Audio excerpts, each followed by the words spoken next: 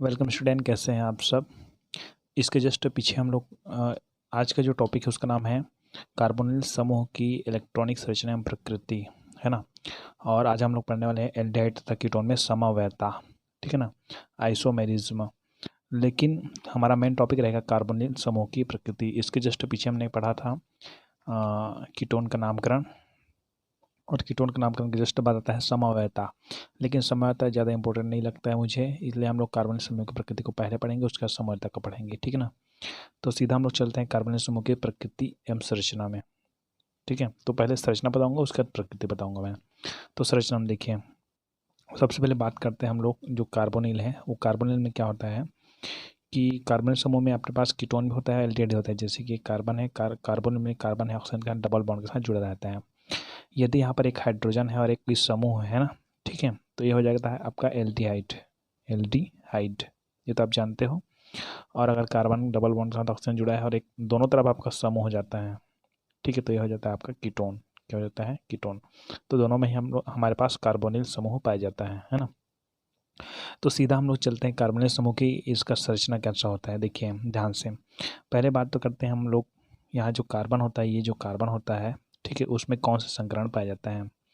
तो संकरण ज्ञात करने के लिए एक अच्छे तरीका बता देता हूँ आपको, ठीक है, कि पहले आप क्या करोगे, किस तत्व का संकरण निकालना है कि कौन सा संकरण, तो पहले ये देखोगे किस कार्बन के साथ कितने तत्व जुड़े हुए हैं। तो पहला तत्व इधर जुड़ा रहेगा, एक हाइड्रोजन रहेगा, एल्डिहाइड होगा तो हाइड्रोजन रहेगा, और एक समूह रहेगा, कीटोन रहेगा तो दोनों तरफ समूह रहेगा।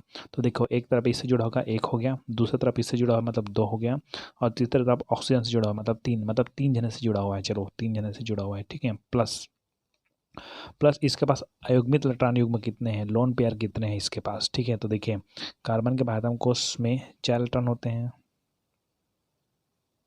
ठीक है। तो 4 इलेक्ट्रॉन होते हैं, तो एक इलेक्ट्रॉन इसमें खो गया, ठीक है।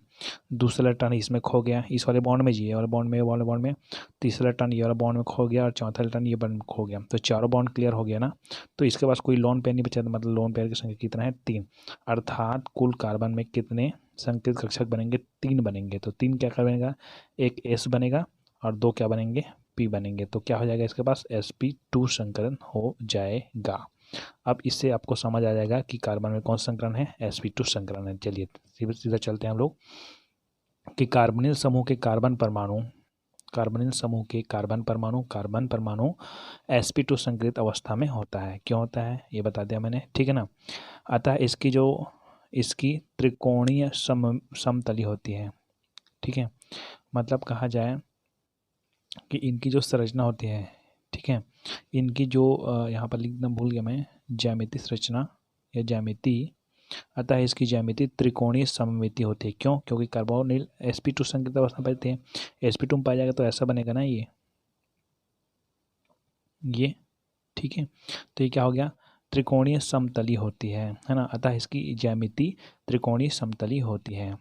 कार्बन परमाणु अपने 3 sp2 संकेत कक्षकों के द्वारा, अब समझना शुरू करिए, ठीक है ना। चलो, तो कार्बन के पास कितने संकेत कक्षक है? 3 कक्षक है, ठीक है ना। तो चलो मैं एक बनाता हूँ यहाँ पास, ठीक है। एक हो गया अपने पास sp2, ठीक है ना। एक इधर बना देता हूँ मैं, यह हो गया आपका sp2, ठीक है। एक कार्बन हो गया, और एक तरफ हो गया ये इधर हो गया, ये हो गया आपका sp2, ठीक है ना। और ये ऑक्सीजन है। तो यहाँ पर देखिए, कार्बन परमाणु अपने 3 sp2, ठीक है ना, 3 sp2 संकेत कक्षकों के द्वारा, ठीक है ना, ऑक्सीजन सहित 3 समूहों से जुड़ा हुआ होता है। एक समूह इधर, दूसरा ऑक्सीजन सहित बोल रहा है ना, ये मत समझना कि ऑक्सीजन सहित 4 हो गया करके, 3 समूह। यहाँ पर 3 परमाणु ही बोल सकते हैं समूह की जगह, ठीक है। तो कार्बन परमाणु अपने 3 sp2 संकेत कक्षकों के द्वारा, 3 sp2 है ना इसके पास, ठीक है। इन सब के कार्बन अपने 3 sp2 संकेत कक्षकों के द्वारा O2 सहित 3 समूह से जुड़ा हुआ होता है। O2 के साथ O2 के साथ 3 समूह हो गया ना, 1 2 3, ठीक है ना, 3 समूह से जुड़ा हुआ होता है। तथा कार्बन की एक शेष संयोजकता, कार्बन की एक शेष संयोजकता इलेक्ट्रॉन पी कक्षक में असंकरित अवस्था में रहता है। चलो देखते हैं, बात करते हैं।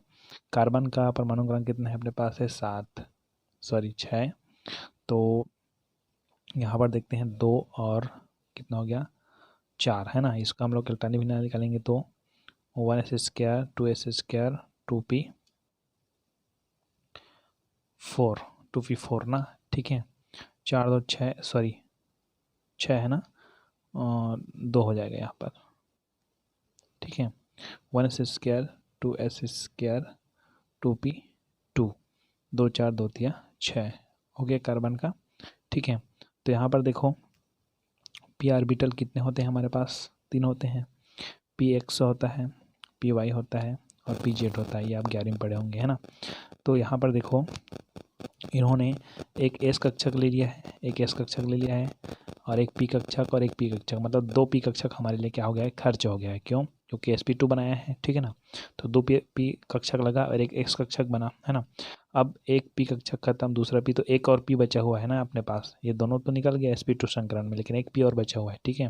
तो यही बोला जा रहा है कि कार्बन की एक शेष संयोजकता इलेक्ट्रॉन, ये जो एक संयोजकता इलेक्ट्रॉन है वह पी कक्षक में असंकरित अवस्था में रहता है, ठीक है ना, जो ऑक्सीजन परमाणु के एक असंकरित पी कक्षक के साथ समानांतर अत्यापन द्वारा पाई बॉन्ड का निर्माण करता है। चलो तो यहाँ पर देखें ये कार्बन sp2 यहाँ पर कोई और जैसे कि एल्डिहाइड होगा तो हाइड्रोजन होगा और एक समूह होगा यहाँ पर, ठीक है। अगर कीटोन होगा तो दोनों तरफ समूह होगा, तो कोई ना कोई किसी न किसी से जुड़ेगा ना, ठीक है। तो क्या होता है कि यहाँ पर जो कार्बन होता है वहाँ पर एक ऐसा इस परमाणु के साथ जुड़ता है, तो यहाँ पर कौन सा बॉन्ड बनता है, सिग्मा बॉन्ड बनता है। और इधर देखें तो इधर भी एक परमाणु यहाँ पर से कोई भी, ठीक है ना, कोई समूह है या तो हाइड्रोजन रहेगा, हाइड्रोजन इधर है तो समूह इधर रहेगा, अगर कीटोन है तो दोनों तरफ समूह रहेगा। तो यहाँ पर जब जुड़ेगा तो कौन सा बॉन्ड बनाएगा, सिग्मा बॉन्ड बनाएगा, ठीक है। और कौन सा संक्रमण है, sp2, ठीक है ना। और इन दोनों के बीच अगर बनेगा, ठीक है, sp2 संकरण है, तो यहाँ पर भी बनेगा आपका कौन सा बॉन्ड बनेगा, सिग्मा बॉन्ड बनेगा, ठीक है। इस तरह से ये सिग्मा बॉन्ड बनेगा, है ना। अब क्या बात करते हैं कि कार्बन की एक से एक संयोजकता, यहाँ पर तो 3 बॉन्ड निकल गया ना, 2 पी कक्षक निकल गया, तो पी का एक और भाग बचा हुआ है ना, पी जेड बचा हुआ है। तो पी जेड क्या होता है कि एक इलेक्ट्रॉन है वो पी कक्षक में असंगत अवस्था में रहता है, जो कि ऑक्सीजन परमाणु के एक असंगत पी कक्षक, इसके पास भी पी कक्षक है ना। तो यहाँ पर देखिए, यहाँ पर ये पहला वाला जो बॉन्डिंग बना हुआ है ना, ठीक है, उसमें सिग्मा बॉन्ड बना है, लेकिन इसके पास एक कौन सा कक्षक है, पी कक्षक है, ये पी कक्षक है अपने पास, ठीक है। किसके पास, ऑक्सीजन के पास, है ना, ऑक्सीजन के पास पी कक्षक है और इसके पास भी एक पी कक्षक यहाँ पर बचा हुआ है ना, ठीक है। तो इसको मैं ऐसे बना देता हूँ यहाँ से, ठीक है। तो ये क्या करता है, ये दोनों के बीच ना क्वार्टसीय अत्यापन होता है। देखिए ऐसा वाला होता है वो अक्षीय अत्यापन है, ठीक है। ये एक एस ऑर्बिटल और ये पी ऑर्बिटल, ऐसा अत्यापन, ये दोनों जने पी ऑर्बिटल है, लेकिन ये अक्षीय अत्यापन है। और ऐसा जब अत्यापन होता है ना तो उसको हम लोग पार्श्व अत्यापन बोलते हैं। तो ऐसा वाला अत्यापन हुआ है पार्श्व वाला, ठीक है। तो पार्श्व अत्यापन हुआ है तो मतलब कौन सा बॉन्ड बनेगा यहाँ पर, सिग्मा सॉरी पाई बॉन्ड बनेगा। कौन सा बॉन्ड बनेगा, पाई बॉन्ड बनेगा, ठीक है। तो यही बोला गया है कि कार्बन की एक से एक संयोजकता इलेक्ट्रॉन पी कक्षक में असंगत अवस्था में रहता है, जो ऑक्सीजन परमाणु के एक असंगत पी कक्षक के साथ समानांतर अत्यापन कर पाई बॉन्ड का निर्माण करता है, ठीक है। इस तरह से आपको संरचना समझ आ गया होगा। और यहाँ पर जो बॉन्ड बनता है ना, ठीक है, इस बॉन्ड में जो कौन बनते हैं वो 120 ये 120 का होता है, ठीक है। यहाँ पास कोण का मान है, मतलब जहाँ इसके बीच में बनेगा कोण है वो क्या है, 120 रहेगा, और यहाँ भी रहेगा वो क्या रहेगा, 120 रहेगा, ठीक है। बॉन्ड देखते हैं तो यहाँ पर सिग्मा बॉन्ड रहेगा, ठीक है। यहाँ पर एक सिग्मा रहेगा, एक बॉन्ड, क्योंकि आप जानते हो कि कार्बन है डबल बॉन्ड के साथ ऑक्सीजन से जुड़ा होता है, तो एक सिग्मा एक क्या होगा, पाई बॉन्ड रहेगा, ठीक है ना। चलो अब एक सिग्मा एक पाई बॉन्ड को समझ गए होंगे, तो हम लोग चलते हैं प्रकृति में, किसकी, कार्बोनिल समूह की प्रकृति। तो आप देखिए यहाँ पर प्रकृति मैंने लिख दिया है शुरू में कि कार्बोनिल समूह की प्रकृति ध्रुवीय होती है, पहले बात। तो अब हम लोग थोड़ा समझते हैं, ठीक है। यहाँ पर ये C डबल बॉन्ड O, तो क्यों प्रकृति इसका ध्रुवीय होता है ना। अब बात करते हैं जो कार्बोनिल समूह होती है, यहाँ पर एक सिग्मा बॉन्ड होता है, एक क्या बॉन्ड होता है, पाई बॉन्ड होता है, ठीक है ना। अब क्या होता है, कार्बोनिल समूह में क्या होता है, कार्बन और ऑक्सीजन के मध्य विद्युत ऋणात्मकता में अंतर होता है। क्यों अंतर होता है? क्योंकि आप जानते हैं ये -2 बनाता है, ऑक्सीजन -2 बनाता है ना। तो कार्बोनिल समूह में जो कार्बन है और ऑक्सीजन है उसके बीच विद्युत ऋणात्मक में अंतर होता है, जिसके कारण जो कार्बन ऑक्सीजन है उसके जो पाई इलेक्ट्रॉन है, यहाँ पर पाई बॉन्ड है ना, पाई इलेक्ट्रॉन है, वह अधिक विद्युत ऋणात्मक ऑक्सीजन की ओर विस्थापित हो जाता है। चलिए, अब जब इलेक्ट्रॉन ऑक्सीजन की ओर विस्थापित होगा तो इलेक्ट्रॉन अगर कार्बन की ओर विस्थापित होगा तो आपको पता होगा जो कि इलेक्ट्रॉन जाता है, जिसके पास इलेक्ट्रॉन जाता है वो कौन सा चार्ज बनाता है? Minus charge. और यहाँ ये कौन सा चार्ज बनाएगा? आपका प्लस चार्ज बनाएगा, ठीक है। जिससे ऑक्सीजन पर ना यहाँ पर इलेक्ट्रॉन यहाँ से यहाँ जाती है ना, जिसके कारण ऑक्सीजन पर आंशिक रूप से कौन सा आ जाता है? ऋण आवेश आ जाता है। ऑक्सीजन पर आंशिक रूप से ऋण आवेश आ जाता है और कार्बन पर कौन सा आवेश आ जाता है? धन आवेश आ जाता है, ठीक है ना। अर्थात ये ध्रुवीय प्रकृति के हो जाते हैं। इसके अतिरिक्त थोड़ी सी और बात करते हैं थोड़ा से। तो यहाँ पर क्या होता है कि यहाँ पर एक एल्किल समूह होता है। मान लीजिए यहाँ पर एल्किल समूह है ना, अगर कीटोन होता है दोनों तरफ समूह रहेगा, है ना, और एल्डिहाइड होता है एक तरफ हाइड्रोजन रहेगा एक तरफ समूह रहेगा। तो ये एल्किल समूह है ना, उस एल्किल समूह है ना प्लस आई प्रभाव रहता है। प्लस आई प्रभाव मतलब क्या होता है? प्रेरणिक प्रभाव, है ना, प्रेरणिक प्रभाव। इस प्रेरणिक प्रभाव के कारण ये जो एल्किल समूह है वो आंशिक धनावेश उत्पन्न करता है। जो एल्किल समूह है वो आंशिक धनावेश उत्पन्न करता है और ऑक्सीजन है वो आंशिक ऋणावेश उत्पन्न होता है। इसके कारण जो कार्बोनिल समूह होता है वो ध्रुवीय प्रकृति का होता है।